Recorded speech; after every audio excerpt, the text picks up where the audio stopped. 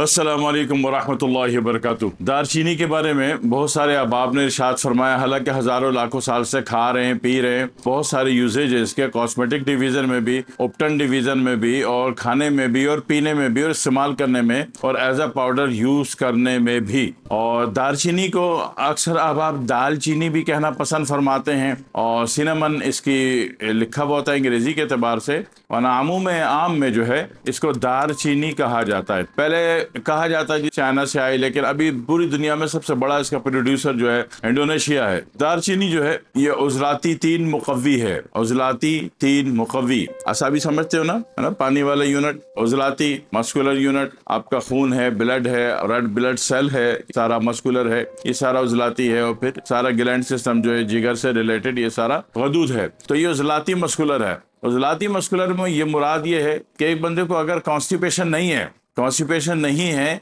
और फिर भी वो कमज़ोर है और बुज़्दिल है, बहादुरी उसके अंदर बिल्कुल भी नहीं है, हिम्मत हौसला बिल्कुल भी नहीं, डरपोक है, कि जो चाय होती है सुबह शाम की, उस चाय में दारचीनी पाउडर का एक छोटी सी चुटकी मिला दिया करें, आहिस्ता आहिस्ता वो नरमुला हो जाएगा। नरमुला समझते हो, बहादुर आदमी। तो बहादुर हो जाएगा, हिम्मत हौसला उसका अच्छा हो जाएगा। शर्त यह थी कि कॉन्स्टिपेशन का मरीज नहीं था, क्योंकि इसका मिजाज गर्म खुश में होता है। तो ऐसी सूरतों में, या खुश गर्म कह लीजिए, ऐसी सूरतों में क्या होता है कि वो फिर कॉन्स्टिपेशन का खतरा होता है। तो कॉन्स्टिपेशन नहीं है तो बंदे को दे दें। अच्छा, कॉन्स्टिपेशन नहीं है तो बंदे को दे दें, तो मतलब ये हुआ कि कॉन्स्टिपेशन के मोशन को भी खत्म करती है। ठीक है, अभी बंदे को मोशन है, दवाई नहीं मिल रही उसको, मोशन है, भी उसको जनाब वाली काम पे जाना है, ऑफिस जाना है, ससुराल जाना है, एयरपोर्ट जाना है। तो ऐसी सूरत में चाय का क्वार्टर चम्मच दारचीनी पाउडर मुंह में रखा, ऊपर से हल्का सा ठंडा पानी पी लिया। ये एक खुराक लेने की देर है कि मोशन बंद हो जाते हैं। तीसरी बात ये कि आसाबी कमजोरी बहुत ज्यादा है बंदे को, तो वो भी अगर सुबह शाम क्वार्टर चम्मच लेता है, इसको सादे पानी से ले ले या बेशक चाय से ले ले, तो वो बहुत फायदे में आ जाता है। दारचीनी एक अजूबा है, कायनात का अल्लाह ताला का एक अजूबा है कि एक ही वक्त में आयरन वैल्यू भी है, एक ही वक्त में कॉपर वैल्यू भी है इसके अंदर। और ऑफ कोर्स अगर आपको ये बात समझ में आती है, तो जिसका कॉपर वैल्यू या आयरन वैल्यू बढ़ी हुई हो, वो कभी भी इसको नहीं लेगा। बस यानी कि हर चीज जो है 2% लोगों के लिए नहीं होती, 90% लोगों के लिए होती है। हर चीज का एक कानून है। ऐसे बंदा है जिसको हाइड्रोफोबिया, उसको आप पानी पिलाओगे तो जबरदस्ती करोगे तो वो तो मर जाएगा। ठीक है ना, हाइड्रोफोबिया उसको। तो बाकी तो सबके लिए पानी अमृत है ना। दूसरी बात है कि दारचीनी को इंतहाई हाजिम भी बनाया जा सकता है। इंतहाई हाजिम वो क्या करते हैं कि दारचीनी का पाउडर जैसे के ले लिया, एक पाव ले लिया, यानी कि धंधा करना है, बेचना है तो फिर 10-10 किलो लोगे, लेकिन घरेलू एतबार से एक पाव ले लिया, और एक पाव पिसा हुआ नमक, लाल नमक, पिंक सॉल्ट, गुलाबी नमक, ये दोनों लेके, दोनों पिसी हुई हालत में लेके दोबारा मिला दिए। मिला के फिर इसको दोबारा ग्राइंड किया। ग्राइंडर ठीक ठाक होना चाहिए, बारीक मिसल गुबार करता हो। जो जर्मनी के ग्राइंडर आते हैं, ये घरेलू नहीं, जो जहेज में लाते हो, ये वाला काम नहीं करता, किसी काम का नहीं होता।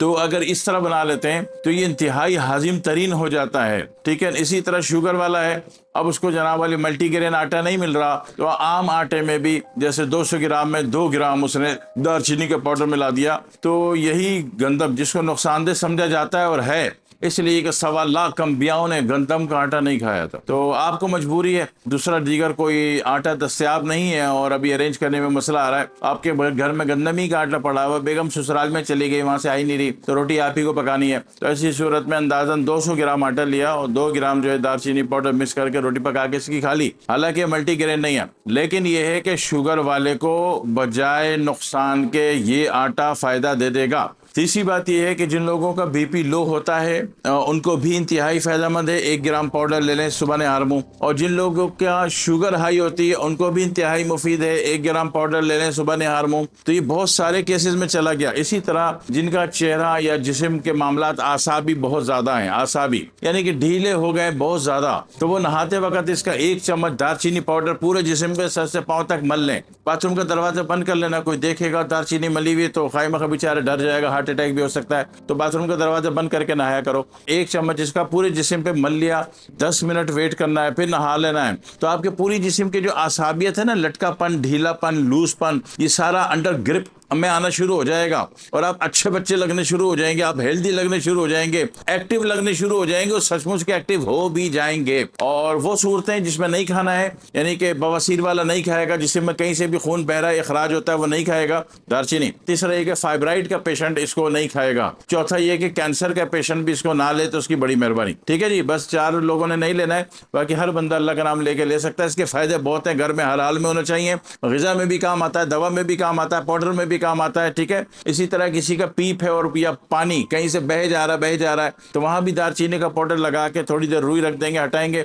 آپ یقین کرو کہ وہ خشک ہو جائے گا. وہاں پہ آپ آم سے سنی پلاس لگا کے ولیمے میں چلے جاؤ, پتہ بھی نہیں چلے گا. پھر دعا میں یاد رکھیے گا. والسلام علیکم ورحمۃ اللہ وبرکاتہ.